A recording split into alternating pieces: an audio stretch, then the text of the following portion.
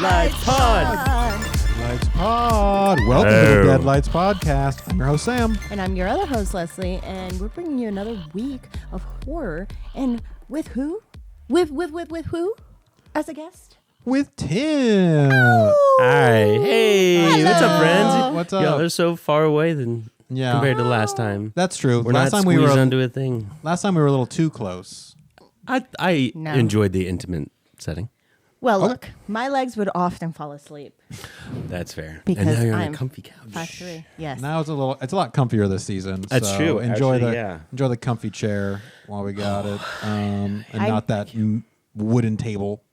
Oh yeah, that is That's different all too. wooden Yeah. table. Yeah, I do miss that. yeah, it was Yeah. nice. Now we have a oddly shaped wooden table, but that's okay. That's more on par with us. I think Oddly- so. Can't see it. Oddly wooden. Oddly wooden. There's yeah. 1, 2, Sounds like 3, a porn joke. 4, 5 points. So it's At a least. starfish. Ooh, at least. Yeah. And a couple little points coming off of the points. Points and points. Ooh, they've been numbed or dulled. Well, this week you're in for another Sam, Leslie, Tim adventure. So there might be a couple of tangents that happen. Just pre-warning. Might be. Oh, Might- buddy. Oh. Oh, here we go. I have a Here we- lot to say. We have a lot to say. Oh. So much. And the movie Yeah. that we watched that we have a lot to say about, Oh. What the hell huh. was it? it was called Death Machine. Spoiler. From 1994, written and directed by Stephen Norrington. After a mad genius inventor of killer robots and cyborgs at Chaank Armaments Corp kills execs, he unleashes his ultimate death machine on the new cute CEO, firing him. The cute CEO. Yeah. That is how it's no. said in the logline. The last part is God. new cute CEO firing him. They were trying so hard to make her this badass Sarah Connor Sarah Connor woman in the movie, and then they just say she's this cute CEO. Yeah, That's really fuck you, man. logline. Fuck you. Why though? Why did we? First of all, why do we have to include that on there? And she was cute, but also, goddamn, but like, But that's not all she is. no, absolutely. I mean, we'll not. get to it, but I actually thought her character was like one of the better characters yeah. and like a good hero for the movie. Yeah. Strong hero. yeah, It should be a strong CEO firing that creepy ass. right. The fucking misogynistic guy. Yeah. Yeah, that. He, It actually sounds like he wrote the log line. I think so. I think Dante Yeah. wrote this log line. yeah. Wow. Dante's, goddamn. All right. So none of us had seen this movie. No. That No. was just fun experience. I always like all of us being super blind into what the movie experience, watching experience is going to be. Agreed. Because it seems like these kinds of movies that no one has seen, we end up talking about them for quite some time. Because there's a lot to say. A lot to react to. A lot to digest. Maybe too much to digest. Maybe like a half hour too much. I mean, I would say a half hour at the least. Yeah.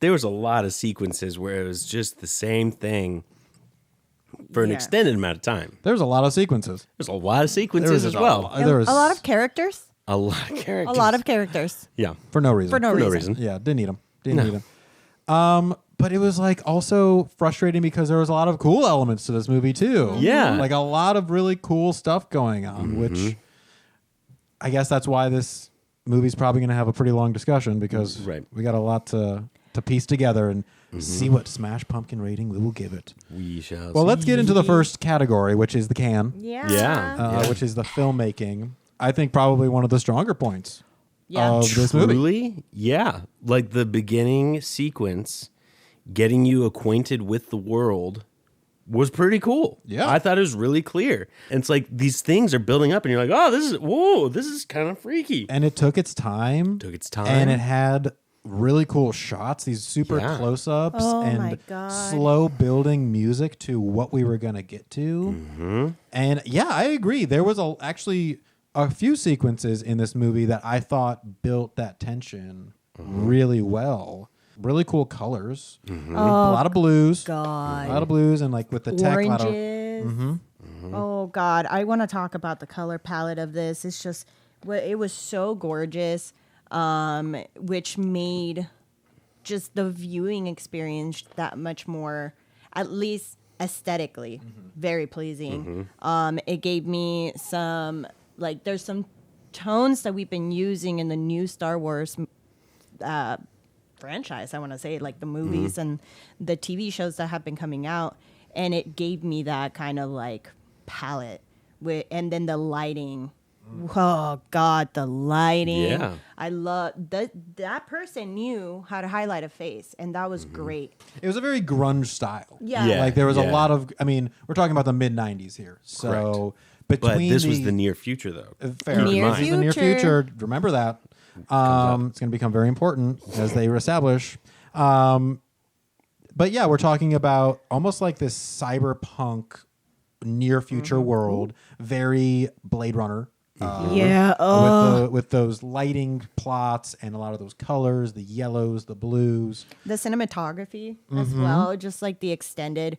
It's the person in the middle, and then we get the background. There's a lot of really great The production design. Yeah. production design. Yeah. Well, amazing. What was weird is that, like, I agree with you 100% on a lot of those things. Some of it was awesome, but there's some parts that it was like, I'm sorry, what? Like Where are that? we? What? Huh? So there's like at the very beginning, going back to that part that I was talking about. Once you find the killing machine, this version of the killing machine, it's punching a wall, but you can clearly see its foam. There he is. The ultimate soldier. No mercy, no pity, no fear.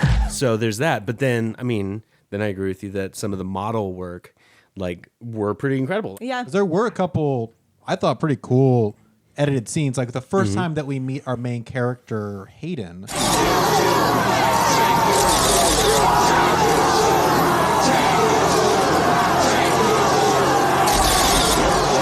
I actually thought that was pretty cool. Like some of those fast cutting scenes, again, it's lending to this grungy style. And I thought some of it was actually pretty effective. It was giving me, a lot of it was giving me like comic book vibes between the very over the top lighting and colors to the very over the top performances too. Order into chaos. It felt like they were going for a very heightened world, which I do appreciate. I think once we get to the cook a little bit later, we'll talk about if it was a little too much at some points, because there's a line. It made me feel hypnotized. It made me feel like I was being fed information and, excuse me, like Burping it out. burping it out. I like I almost vomited several times. Yeah, when the stabbing of the hands. Oh. Yeah, So that was pretty cool. anything that goes in between your fingers, I hate because of Jackass. When they did that one prank with The paper cut? Ooh, Steve-O? ooh. That was awful. And they did it. I think about that. That traumatized me. I think about eyelid. that every time. Oh God, you're stupid. So that's what The it reminded Jackasses, me, yeah. and I can't handle Yeah, that was it. pretty rough. That was a pretty rough one. I Yeah. like that, actually, though. Good effect. Oh, Good effect. totally. Yeah. Yeah, because you're psycho. Whoa. I know. And within the can, the effects I thought were pretty cool. Like Totally. between we kind of already started to talk about it, the props. Like these futuristic props, while some made more sense than others. Yeah. I did actually like the robots. I like Yeah. the robot suit that was the ultimate soldier. And then later we see this new death machine. I actually really enjoyed the fact that it was real. Like it was not CGI. It was an actual huge machine. I thought those actual practical effects pretty good. Pretty effective. Yeah. All right. Is there anything else in the can that we want to talk about? I don't know. Well, I didn't remember their names watching it, I had to But- see the names in the credits. but the character names were Scott Ridley, John Carpenter, Sam Raimi, just straight out, and there's like a Wayland, like an alien. Wow. The big corporation. There was that also. I was like, what the? What? Nice tribute, I guess, but Stupid. Yeah, it's so stupid. Where's Ridley? It's a bad time. So I don't know if this is the time, but I do have a high theory about this movie. Okay. All right. Wait, should we get to the meat of it? Yeah, I think we should get to the meat. All right, first. let's get to the meat. Let's hear Tim's high theory. Okay, so this movie is propaganda for Reagan economics and corporations. Okay, go with me on this. So this woman takes over as CEO, right? Yeah. And she is going past this cacophony of people. Then they're saying baby killer. Oh, no, she feels guilty. And you're like, wait, did she have an abortion? She may have had an abortion. And then we find out later that it was an accident, that her baby was killed. So it's like, oh, we're on her side. Okay, cool. The corporation is like, hey, we created this thing and it kills anything in its path. And she's like, no, we can't do that. So she's a sensible corporation, right? Now that she knows, she's trying to fix it. GSE has imposed me to clean under your carpets, and rest assured, I suck like an Electrolux. So then you get to who the real person is that's behind this, and it's Brad Dourif. And he's like, I will murder everything. I'm going to kill everything. With weapons like mine and authorization like yours, we could do some serious damage. Sounds like a wet dream to me. But then who tries to save the day? The tree huggers. But they don't have guns. We don't need guns. We're fine. They're we'll shoot them blanks. Yeah. So then they actually get guns. They're like, oh, this is the way to do it. But they don't know how to use them because they haven't done it. You guessed it. Humanist Alliance. We're the good guys. Because that one guy shooting for like 5 minutes, that was him holding a gun for the first time. This is significant. But he doesn't know how to use it. You got to know how to use guns, y'all. So it's like, well, we have progress because, look, this woman is the CEO, and that's great. And she's strong, and she can kick some ass. But that's like pro-corporation talk for like, it's okay. Women can be at the head of corporations too. So stop putting so much pressure on them. And don't call her mama. And don't call her mama, and don't say, oh, yeah, that's right. It's your period. Oh. Like, yeah, I know, sorry. One of the many charming Brad Dourif lines. I bet he improvised that too. That's the second time I wanted to throw up. Right. Time of the month. And also, this movie, thinking about it being made in 1994, it's a very fear of technology movie. 1000%. It's like, this is, I mean, we're in the near future. They tell us that. Several and times. we are going towards the turn of a century. So Yeah. I think a lot of people were very afraid of that. And also, we have computers and what the capabilities of computers could actually be. Right. Can they eventually turn on humans, on their creator? So this definitely felt like a worst case scenario of what tech could become. This late breaking news flash just in. There is a psycho death bot on the loose. And then, I mean, the thing killing soldiers when they're a blank slate, like of just that. It's like, oh man, they're like babies. Like babies are a blank slate, and you want to kill them? Well, and that we did eventually get to that part of them finding children. They're just kids. He becomes the ultimate fighting unit. No mercy, no pity, no fear. Man and machine indivisible. That was the ultimate fear, that our children the next generation will just be emotionless drones that just want to kill and create chaos. Yeah, very, very I'm one of them. anti-technology movie. Oops. Oh, Oop. No, that makes sense. I can see it. Oh, wow. If you have that massive gun on you. All right, so that's all well and good, but maybe we should get to the cook. Yeah, How they we'll actually cook it up. cooked these things up. Like we just said, It's pretty blatantly obvious what they're talking about. Yeah. Super anti-big company, anti-technology movie. Yeah. It's pretty thrown into your face What a many maze, times. too. God damn. I would Yeah. not want to work there. No. Big ass bill. They got like 400 stories. In order Yeah. to go just across, the other way, you have to turn left, right, left, right. Yeah. And like then a- you'll find the bathroom. Yeah. The main guy's acting, or the villain. Dante.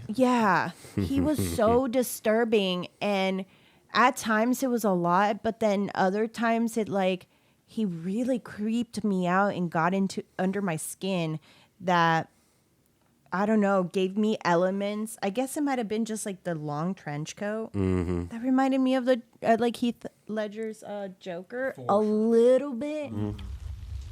Entropy. Order into chaos. I actually really like the main actress, the actor who's playing Hayden. I actually thought she was pretty good and Yeah. a good, strong character Oh, yeah. throughout this Absolutely. movie. But then we have her playing against Brad Dourif, who's playing Dante, the main villain, who is like the most unnecessarily over the top acting that we have. Oh. The boss lady. Look, this is order. Straight. True.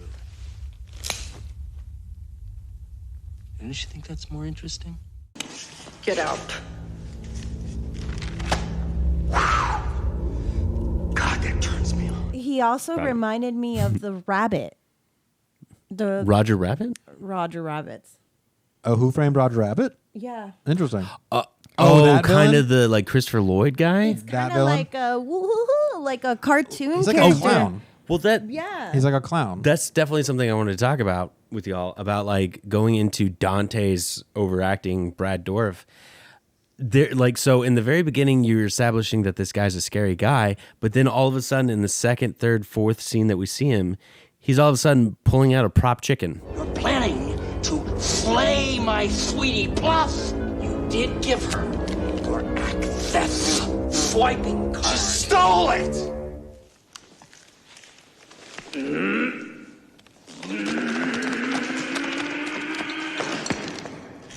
Scott. I'm sorry.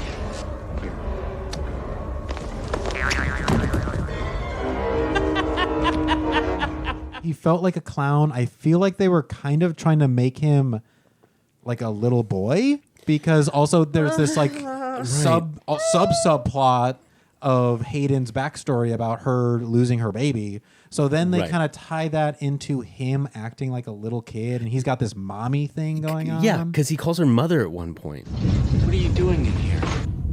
This is my room. Well, keep it clean.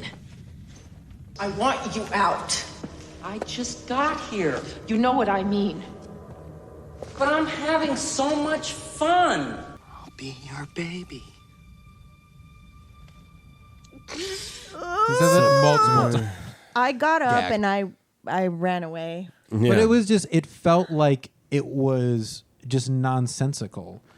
Right. It didn't add anything to the story at all, except for just he details. thought she was his girlfriend. He liked her. But They we kissed can't at one have point. Both though. We Yeah. can't have him be this cartoon character where he's pulling out a chicken, or he has a million guns. Oh my God. And when they're like frisking him and they take out 12 guns. The tone that they set from that first scene Mm-hmm. and where we kind of live in for a little bit in this movie is pretty serious. Like, we're talking about this company that makes war machines that are Mm-hmm. malfunctioning and actually killing innocent victims. Mm-hmm. And they live in that like serious tone for a good part of that movie. But then it becomes interrupted by these comedic moments that are very random, break the tension completely, and just take you out of the fact that like this is serious. Like Hayden's backstory is like really sad. Like she lost her child and she's been haunted by nightmares of it, and she has this like emotional breakdown scene. Which brings us back to your sink disposal unit.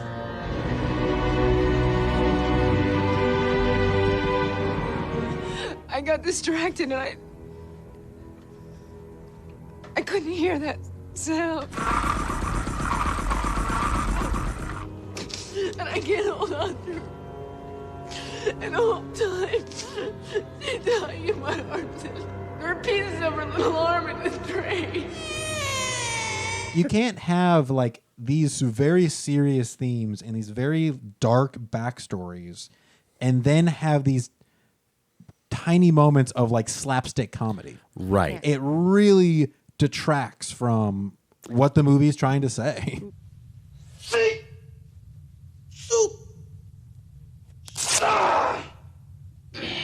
Whenever I watch movies like this and I watch actors that are more established, it makes me always wonder, like, why did they do this? Because like Brad Dourif had a pretty good career. I mean, he did One Flew Over the Cuckoo's Nest. He did all these things. He was the voice of Chucky. He was the voice of Chucky. That wasn't that long before this movie came out. So like, why is he doing this? And it just seemed like he was having so much fun doing it. Like you could sense that he was just like doing these weird inflections with his voice just cause, and he was getting paid for it, so whatever.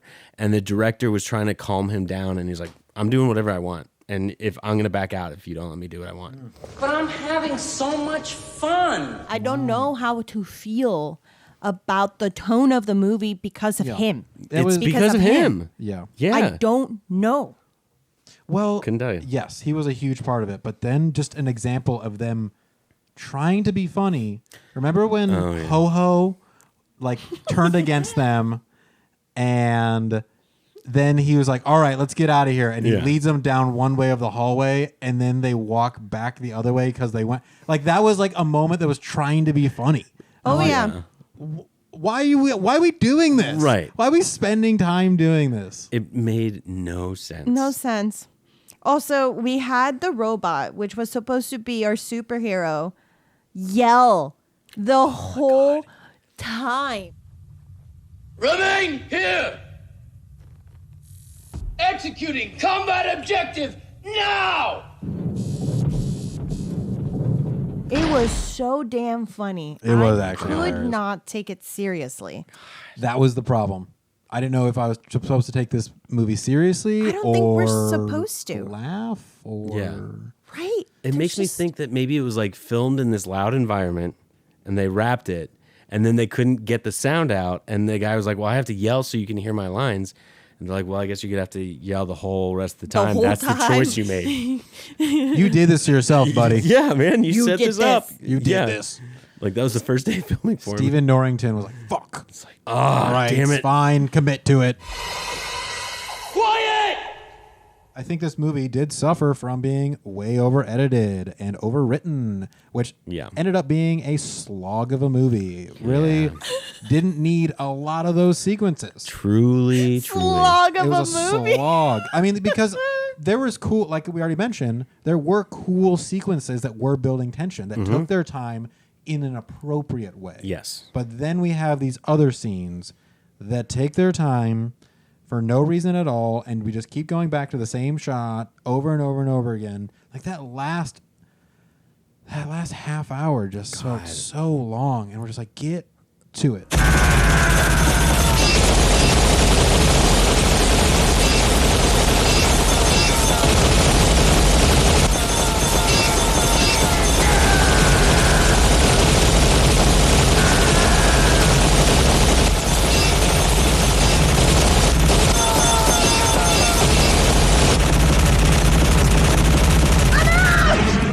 Now we move.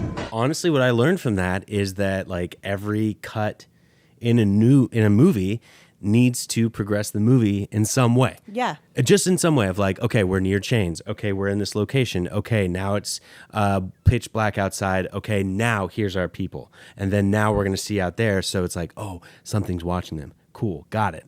Like people are smart. You don't have to like drag it out. There and needed to spoon be feed them. There needed to be intention behind, Yes. like you said, these cuts. And I think that it's unfortunate because there were scenes in this movie that did.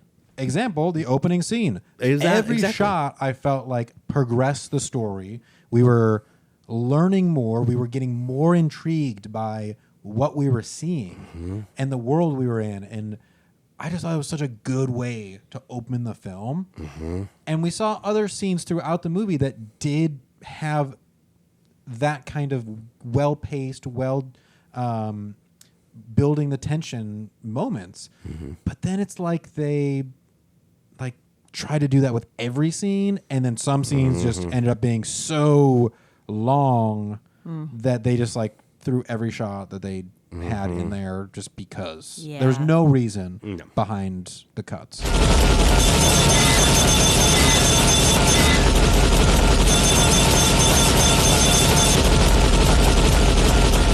It's unfortunate because I like the aesthetic of this movie. I like the effects of this movie a lot. Yeah. Some of the acting's not bad either. Some of the acting is pretty good. Yeah. And we got actually some cool music in there. Futuristic-y kind of dark ambient music coming in.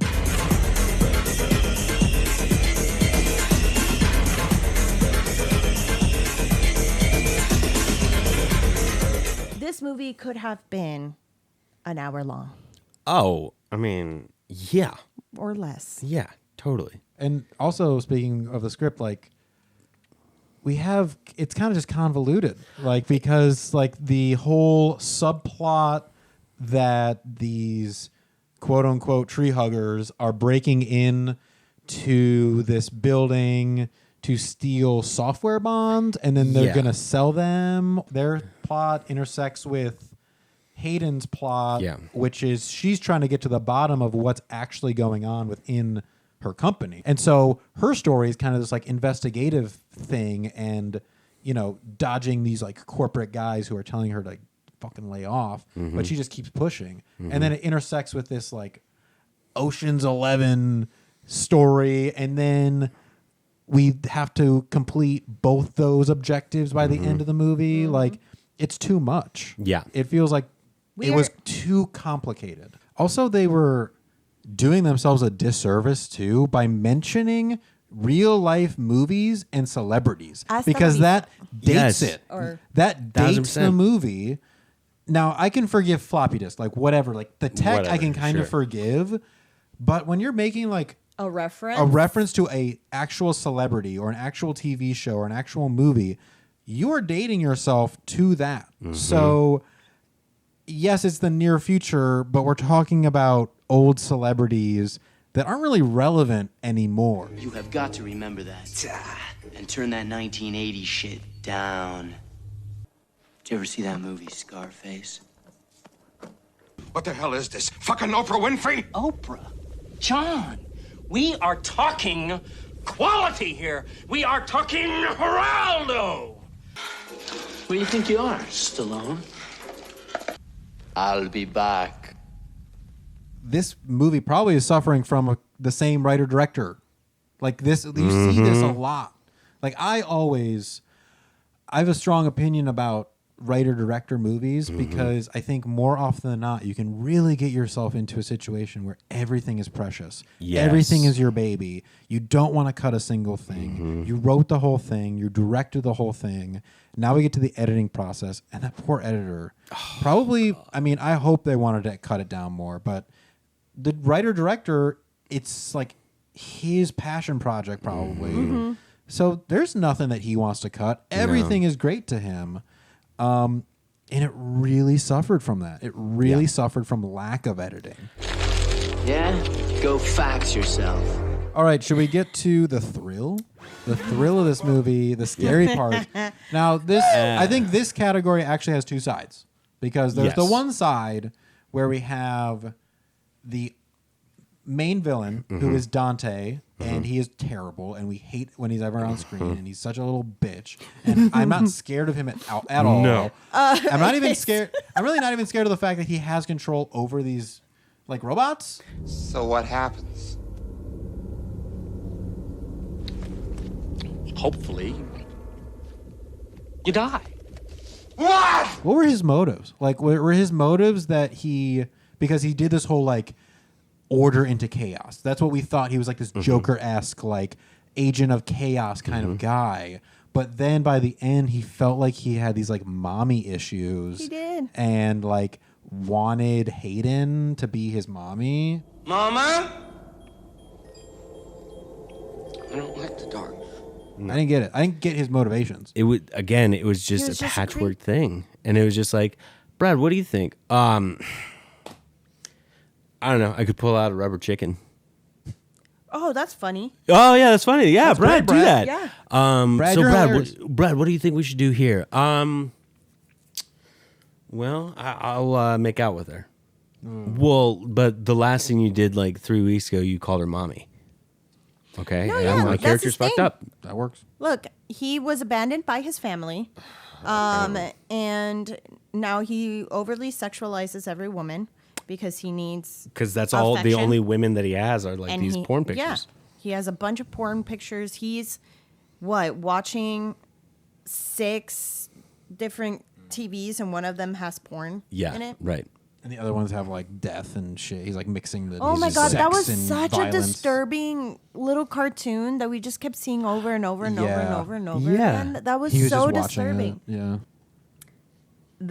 The sexual, the pleasure and violence is in the same little area of your brain. That's why it's so easy to, if there's a disconnect. Look, that's Dude, a that's scary fair. concept. That I mean, is a look at scary, and Dahmer. that is a real life. You create a violent person. That's a real life concept, you know. And we're talking about, you know, like a lot of psychopaths or sociopaths that, you know, connect those two completely, and that's a real life thing. And so I do like that they're playing with that tie, but his performance and portrayal of that is so over the top that we can't take it seriously at all Right. or think it's scary. It just is gross, and we hate you. Right. Truly. And not in a like, oh man, we just hate this guy. It's in a, what are you doing? We have no pity for him at all. No. Yeah. Like, I don't like you. Just no. There's some people that do a creepy role and they do a really fucking great Sure. job at it. Anthony Hopkins as Hannibal. Well, and another example that we kind of already have been talking about is Heath Ledger as the Joker. Like, he is also an agent of chaos. Right. But we actually kind of care about him in the moments when he's like, do you want to know how I got these scars? Yeah. And we actually are like thinking about, oh my God, how did he get those scars? Yeah. Like, were these like self-inflicted? Were they inflicted by somebody else? We have like this inherent empathy for someone who is hurt, even though everything else is just about chaos. So even in that case, with that character, we can have a small bit of empathy and sympathy for Right. them. But Brad Dourif in this, none of that. We don't No. care about him. We're like, fucking kill this asshole. Yeah. Just someone, shoot him. You please. could have shot him like Shoot 5 him. times. Yeah. Throw him out of a window. The first window you find, throw him out of it. Any window. Right. There's not many windows in this place. No, not at all. So we have this like one ridiculous side of what is trying to be the throw. But then we have the other side where I put like the opening scene or some of these like chase scenes that we have throughout the movie that are actually like building tension. Actually doing a good job of building the tension. Totally. And making us wonder what's going to come next. And so it's frustrating because I think they did like a half decent job of making us feel tense. But then we have like these the main villain is just like not good. I showed him my thing, and it killed him. Let's go into the ride real quick because despite all that, it was fun to watch. Fun as hell to watch. We had some good laughs. Yeah. Not for Quiet! not for the reasons they were intending. I don't think. I think they wanted us to take this movie seriously. I don't really know. Please someone tell me. I don't know. Someone tell us. I had fun though. I had fun. Had a damn good time. I had fun. I had fun. And it was also because I was with y'all. So Yeah. that made Same. it fun too. That Same. is part of the viewing experience for sure. Vault 10 contains some kind of death machine. And your friends are letting it out. And you know what? Like we say every time, it is hard to make a movie. Oh my God. Yes. Honestly, Difficult. Good for them. They Hey. they made one. They raised the money. They made it. They got a big name actor, a couple names in there. Yeah. Hey, that's a big accomplishment, and they completed a film. And you know what? And now we're watching it 30 years later. Hey. It's the near future. Holy shit. Actually, 30 years. This is its 30th anniversary, y'all. For season 3, we're 2024. I was born the year after. You weren't even born yet. Yes, I was born in 94. Yeah, but... They're so young. Oh, no, yeah, it is. I was born in early. 94. Yeah. I know. You weren't even I'm born. 30. I'm wow. 30. Death Machine, y'all. Death Machine. Wow. If only Charlie Sheen was in it. Death Machine. Would it have been better? No. He's fucking Dante. Dude, he would have. Oh, that would have been good. All right, yeah. Before we get to these pumpkins, who would you recast in Brad Dourif's role? I like Brad Dourif, so I think he could have done a better job in this yes, film, 1000%. but he didn't. So, who would you recast in this film as Dante, main villain? Using actors from back then that I would would say have fit, now. or anybody. I would say now. Let's go with all of time. You can pluck anyone from any time. What? So, for me, Dante's character would have been played by Captain America's best friend, Bucky. Sebastian Stan. Sebastian freaking Stan. You just want to see him in a movie because he's hot. Oh, Come on. he's hot. Oh, I That's know. not a bad cast though. No, that's not. I mean, he could he be creepy. did creepy bad guy and Fresh. Yes, the main character from Saltburn. Fucking Barry Keoghan. Barry fucking. And if we're going for this creepy boy thing too, I think he could probably deliver he could that. do that. Just And he not could- even by doing it, just by being him. That's it. When I saw him in Killing of a Sacred Deer, I was like, I'm following this guy until the end of the world. He creeped me out in that movie too. And just, I am. twitching. I will see everything he's in. See you there. I was thinking like somebody that could be charming and then turn creepy was like Robert Downey Jr. or something. Ooh. I thought that'd be kind of really off the wall choice, but like still contained. I kind of like that because he was Very also contained. Tony Stark, like this master engineer too. Yeah. And this is like Dark Tony. Dark Tony. Dark Tony. And Dark then he, creepy like- Tony. But then now that y'all are talking about the actors y'all are talking about, what about Nicolas Cage? That'd be pretty off the walls too. Vamp- That would be Kiss? even more. Oh my god, Vampire. that'd be so over the top. Unhinged. Give it to me. Look, that was what it was missing. Nicolas Cage. We could have had an absurd movie that made no fucking sense. But he would have made sense of it. Are we demented or are we a vampire? Like, what are we? Yeah, exactly. Anyways. Vampire's Kiss. I was like, are we just making sound effects into that? All right, Death Machine. Let's get these Smash Pumpkins, huh? You got a number, Tim? You want us to go? Yeah, y'all go first. Okay. Do you want me to go? Or do you have a number? I have a number. Okay, go for it.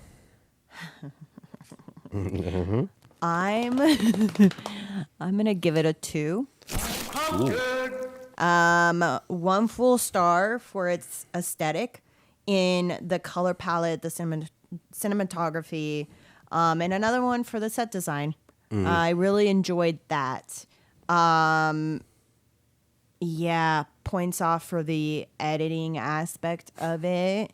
In some of the scenes that took way too long, but you know what? That was fun. But did it work? No. No. How many No. no's? Huh? What would you say? No. No? Okay, No. thank you. No, thank you. And one more. No. But two stars. Nice. There we go. Nice. 2 Smash Pumpkins. 2 stars. 2 out of 10 stars. 2 No stars. pumpkins. I'm rating it no pumpkins Oh. and only stars. Wow, okay. Oh, Just damn. kidding. That's a first. I think I am going to give it 1.5 Smash Pumpkins. Yeah. Yes. Honestly, the aesthetics of this movie, by far the best Yeah. part of this movie. Really cool. Some of those sequences were really well edited, I thought. Cool costumes, cool colors, cool lighting. The practical effects were good. So the can, I think, really does deliver up until we get to the editing, because it was just over-edited. There was too much in there. The script was overwritten. The characters were overwritten. And then, I think that the meat of it, the message that they're trying to tell about violence being bred from these corporations and it affecting our children, that's for the children. That is something good and important to talk about. Mm-hmm. Doesn't really deliver on how it talks about convoluted. it. And then it wasn't scary. It wasn't like the guy that we were supposed to be most afraid of was not afraid of him at all. Nope. It was a fun I was ride, though. creeped out as a woman. Creeped maybe. out. Creeped out for sure. Grossed out, but not scary. Yeah. You think I could have beat him up? Oh yeah, 1,000%. Please do. Please. Yeah, punch him could in the you? face. Oh, I could have. Please. Are you able to like CGI this thing between him and you just like Just me get grabbing in there him. and you're just like pop, pop, pop, pop, pop. Yeah. I want you in the alien's mecha suit. Ooh, against him Punching and the him killer. in the face. There you go, please. I'll throw him out of the chute. Great. be Throw him great. into space. Yeah. Tim? You know, I'm gonna have to give it a 2 also. 2. Nah, they didn't do it. Nah. What was that nah. again? Nah. Sorry, the train came by, so no. Sorry, spiked it spiked probably. it? I spiked it. No. We're all spiking it We're today. all spiking it today. Quiet. Yeah. No, it didn't work. So many aspects of it, but damn, it was fun. Yeah. And some of the aspects were really cool, like y'all talked about. Yeah. And did it all blend together in a cohesive thing? Absolutely not. So it just makes you ask why. And asking why watching a movie shouldn't happen, but when it does and it's not answered well, oh, it's so much fun for me. Oh, I love it so much. Like, why? Why? You're What are loving you that doing? camp factor. Oh, of it. yeah. That's fair. 1,000%. That is So fair. Yeah. that's the only reason it gets the 2. Nice. Yeah. Nice. But Death Machine, Death 1994. Machine. Let's put that to bed, huh? Bye. Hi. As our guest, you get to pick out what we're watching next week. And the bucket right here. Please dig in. It Grab is the anything. most exciting part. Oh, here we go. Wow. Immediately got it. All right. So as you know, read the log line first. Yes. And then we will guess ooh, yeah. what we got. Okay. It's a thick one. Oh, it is. I don't know this one. A young woman's a young woman's quest for revenge against the people who kidnapped and tormented her as a child leads her and a friend, who is also a victim of child abuse, on a terrifying journey into a living hell of depravity. Sounds pretty crazy. Sounds pretty crazy. That sounds pretty crazy, man. That's crazy, man. That's crazy, dude. Any guesses? I'm gonna. Is it? Oh wait. Did you may give you multiple Year. choices? Give me- Oh, year. 2008. Oh. I feel we're not in a psych ward, right? We're not in a hospital. No. It's just a young woman's quest for revenge against the people who kidnapped and tormented her as a child. No, I have no idea. What's that movie called? I'm thinking of one, but I can't remember the name. Give it to us, Tim. What do we got? Martyrs Martyrs. by Pascal Laugier. Laugier. I've heard this movie is very fucked up. Oh no. Have Yeah. your time, y'all. Thank you, Tim, for picking You're Martyrs. welcome. You're welcome. Take that from you. Perfect. We'll plug it into. Yeah. Upload. What was that thing? God, is that your personality then? Yeah, I am a. I'm back to him. Oh no. I'm a cyborg. Wow, thank you so much for coming back on, Tim. It's always fun to thank have you you for here. having Please tell them where they can find you. Well, you can find me at Kalamazoo Parakeet on Instagram. Where? That's about it. All right, cool. Yeah. You got anything going on? I am waiting to hear back about some plays and auditions that I had, but I've got a Sport Clips commercial that's making the rounds right now. Mm-hmm. I saw you on a Snickers commercial recently as And well. there's a Snickers commercial that's on, apparently Pinterest. It's weird. Yeah. Pinterest. Snapchat, Instagram, everywhere. I'm on Pinterest. Well, it might be on there. I don't So know. is Tim. So are you. So is Tim. And then a wall commercial, hopefully, is making the rounds pretty soon. So, Yeah. So a bunch of right. commercials. I sold out a little bit the last year. Hey, it's all You right. corporate drone. Get that money. Fax you. Oh no. Well, thank you again for being here. Yes, thank you for Yes. having me, y'all. Appreciate Always you fun. back. Always fun. Always Thank you. You can also call us. Yeah. At 773-669-6677. Please leave us any messages you want. Really, I don't care what you say. We had Well, we had got it. one recent caller actually. We did. That actually was like, "Hey, you have a great podcast. Appreciate that." But then he said, to make it better, we can fuck ourselves in the ass or have sex on the couch. I'm not sure what I think it was a 17-year-old calling, but you know what? I appreciate that he watched the podcast. Thanks for the view. Like, comment, and I don't subscribe. mind. I don't. You can keep with those calls. That's fine. But if you want to go down that route, there's another website for that. So Yeah, Yeah. mostly we're looking for like movie suggestions Yeah. or like what you Ghost thought of the movie, stories. ghost stories. It's called Deadlights, not the red light. Red light is red. or the green light. Give me the green light. Oh wait, copyright. Well, you can follow me on Instagram at Color Me Leslie. And me at Beep Beep Richie T. You can follow us at the Deadlights Pod. But until next time, let's get spooky. Beep, boop. I love you, mommy. What did he say?